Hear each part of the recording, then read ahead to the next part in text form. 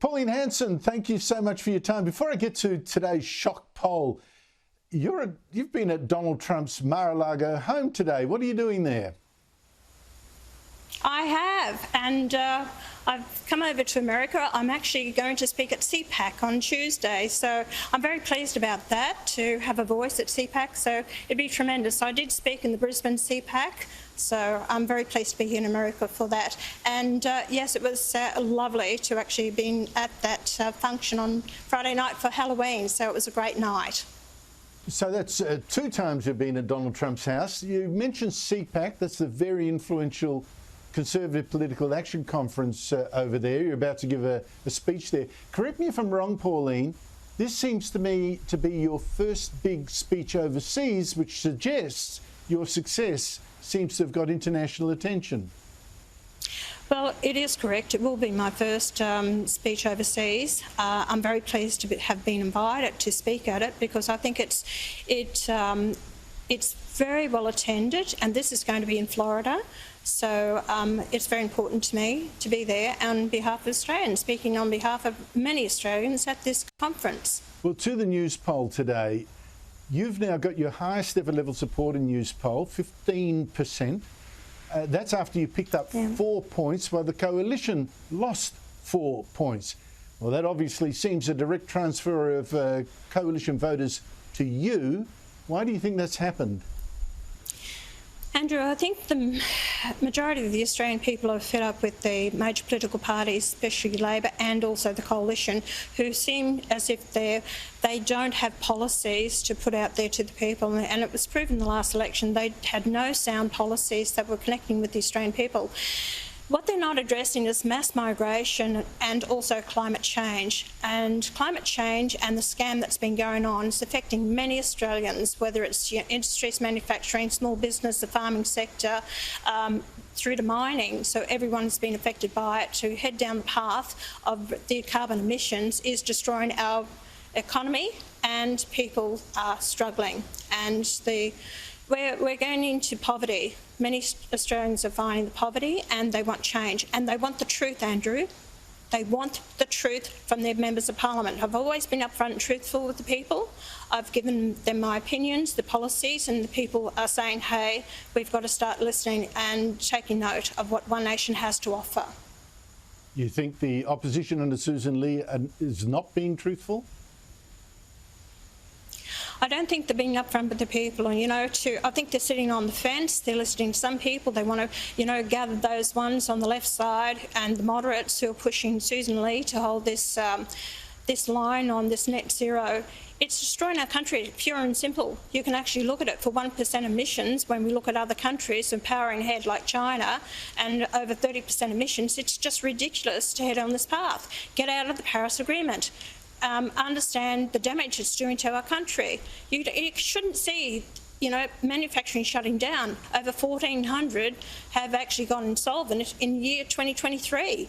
You got 30,000 small businesses gone under. You got people who can't afford to pay their power bills, and it shouldn't be happening in a country like this, Andrew. This is due to government policies, and they are both clearly not listening to the Australian people.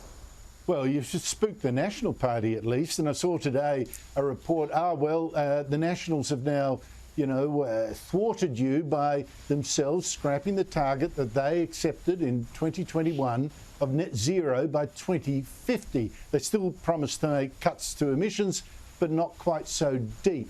Is this going to stop them, save them from having their supporters move to One Nation, do you think? No, I don't think so, because they're still headed down the path. I'm saying get out of it completely. I'm saying get out of the Paris Agreement.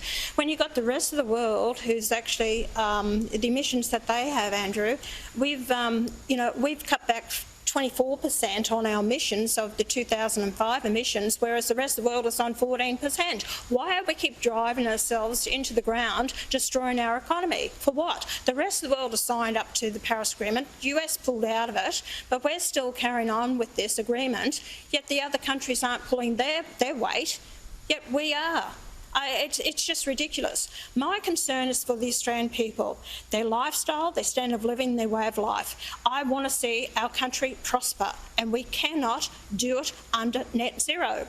and we're going to lose our biggest, employer of people in this country, and what gives us revenue into the country is the mining sector. They're all going to be affected by this as well. And then you've got the farming sector, the agricultural sector that exports overseas. The farmers are going under because they can't afford electricity for irrigation and other purposes to run their farms and properties. This is all due to Labor. And therefore, I'm going to keep telling people that they need to change their views and stop voting for Labor, and the Libs are no better. Well, you've also freaked the Nationals. I mean, a lot of this crisis has come from the pressure that you put on the Nationals on net zero. They've now flipped partially, and that in turn puts pressure on Susan Lee and the Liberals. You've now got 4 senators, which is a good result from the last election. But after the next election, I think you'll have 6 or 7. The Nationals have only got 4 now. You're going to win your seat in Queensland, that's almost guaranteed. Barnaby Joyce will probably win in New South Wales. Your daughter Lee looks a good chance in Tasmania. Boy, 7 seats is going to give you real clout in the Senate after the next election if these numbers hold up. If they do, we're still 2 years outside the election, Andrew, and I don't count my chickens before they hatch. So it's about a lot of work that we need to put into it. We've got a South Australian state election in March, and we've got the Victorian election. And I'm going to tell the people in Victoria, will be standing candidates in that state election because it is a basket case in Victoria and the Labor Party need to go. So I will be standing candidates in Victoria so people can vote for One Nation. But it's a long road ahead of us, and like I said, I don't count my chickens before they hatch, but I am going to target to get a senator, not in just those 3 states, Andrew, every state. Every state.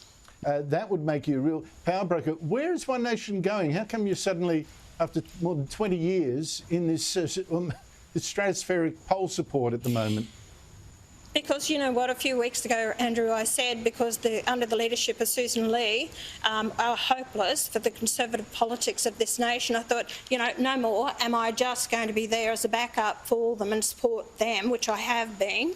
And I thought, no, One Nation can hold government, whether it's state or eventually, in time, in the federal arena, or come opposition.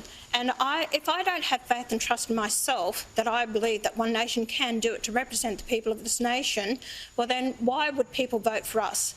I'm putting myself out there and the policies for One Nation that I believe are great and right for this country. And I'm asking people to get behind us. And I wanted to say at this time, to thank the people of Australia who've got behind us with their support, have become members. So we're just powering ahead. We've had an increase of 100% membership since the election. So people are getting behind One Nation. Pauline Hanson, thank you so much for your time. My pleasure. Thanks for having me on, Andrew.